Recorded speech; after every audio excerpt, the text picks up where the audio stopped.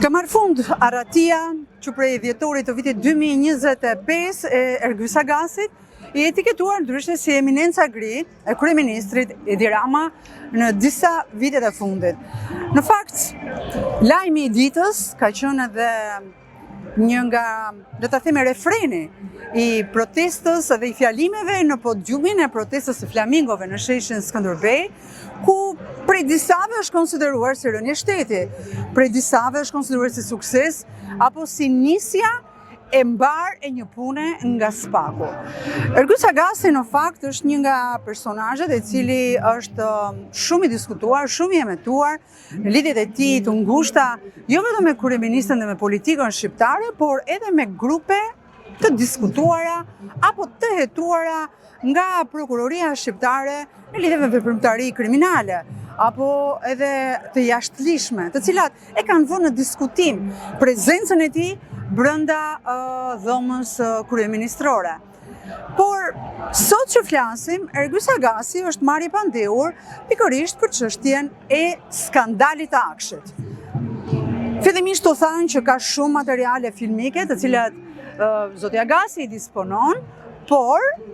që prej shpalljes në kërkim të tij, pra ditës kur spaku kërkoi arrestimin dhe marrjen të pandehur të Ergjys Agasit, askush nuk ka bërë asgjë që pikërisht këto materiale të dalin apo të bëhen mediatike. Edhe pse disa gazetarë kanë arritur të sigurojnë informacione që kemi të bëjmë jo vetëm me video skandale, por lidhet edhe me disa skandale të tjera që themi janë video edhe intime, për të cilat Ergjys Agasi duket se shantazhonte shumë funksionar të lartë të shtetit shqiptar.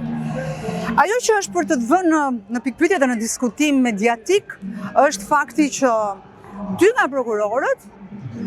që kanë çështjen e tij në hetim, një prej të cilëve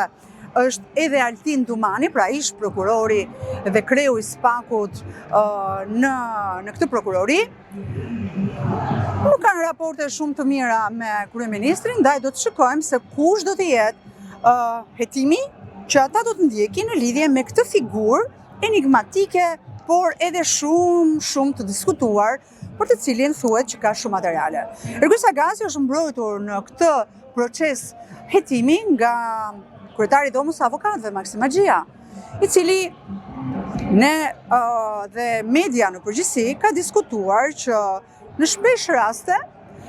fakti që ai ka qenë drejtues i Dhomës së Avokatisë në gati 5 mandate tregon që Maksim Axhia është i aftë o ka lidhje të fuqishme me politikën edhe me administratën. Por do ta shikojmë nëse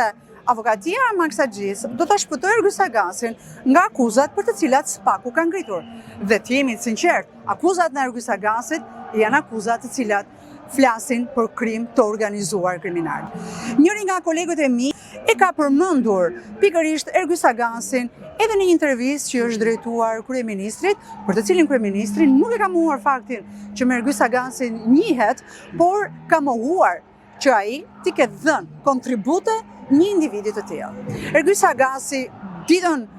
kur është shpallur në kërkim, pra pos ditëve në kërkim,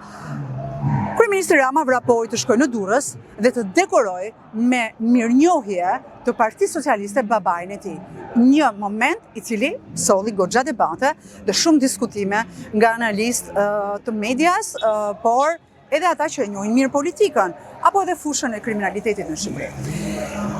Ergjys Agasi është njoftuar të paktën nga policia se është arrestuar sot në Durrës pasdite, por me thënë drejtën, si gazetare e Kronikës, kam patur informacione që